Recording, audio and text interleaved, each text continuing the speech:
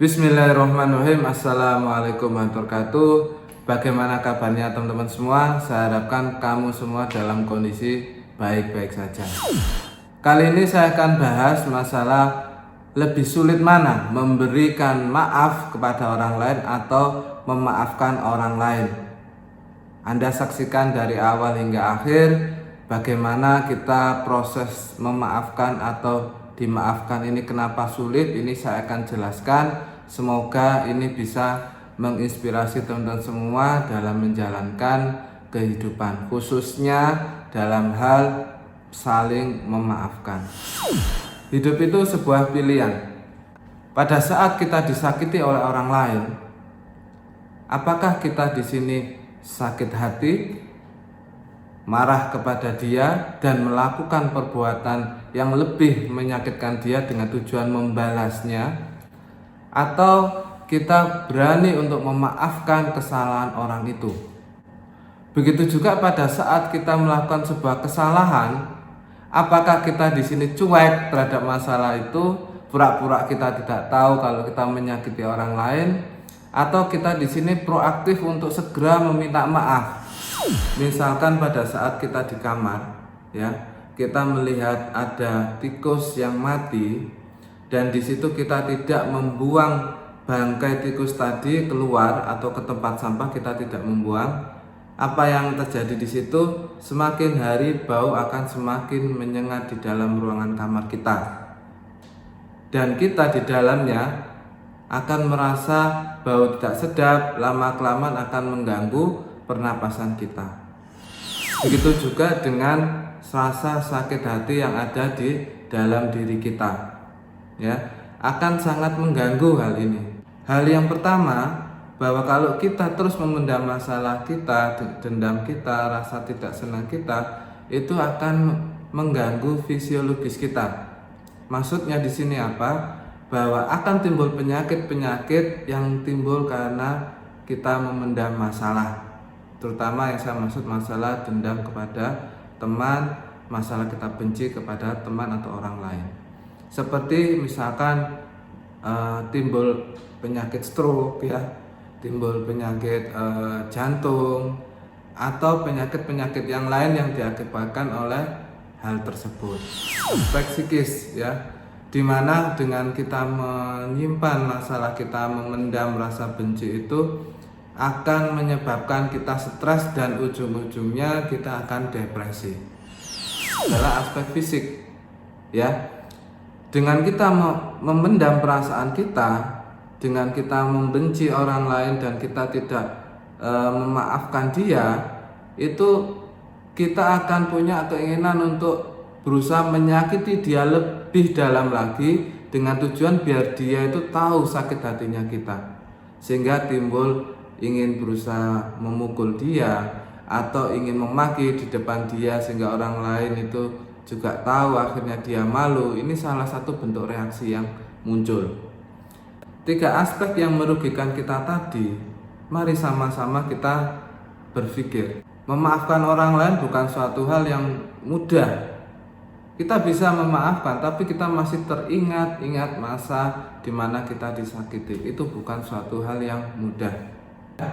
Kalau saat ini Anda belum bisa memaafkan, maka sempatkanlah waktu Anda untuk merenungkan diri, menenangkan diri Anda, menurunkan emosi negatif yang ada dalam diri Anda, dan di situ Anda lihatlah dari sudut pandang yang berbeda terkait dengan masalah yang Anda hadapi itu.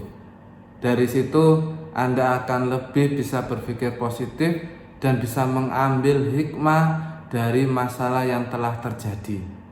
Ini pasti butuh waktu. Saya harapkan poin yang harus Anda lakukan di sini adalah bahwa Anda harus ada kemauan dalam diri Anda untuk berubah, yaitu memaafkan orang yang menyakiti Anda. Sebelum melanjutkan tema ini, bila teman-teman ingin menyaksikan updatean dari video saya, Anda bisa subscribe video saya dan Anda bisa klik tombol like dan kasih komen sehingga channel saya bisa berkembang dan kita semua bisa mengambil manfaat dari video saya.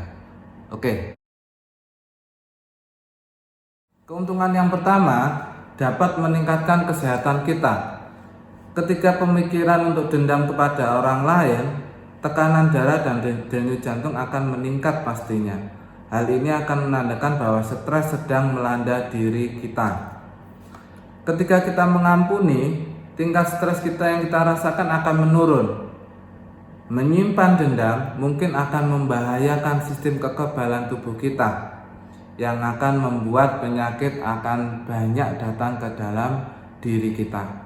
Maka dari itu, dengan kita itu berusaha mengikhlaskan dan memaafkan orang lain, maka akan menurunkan penyakit-penyakit yang ada dalam diri kita.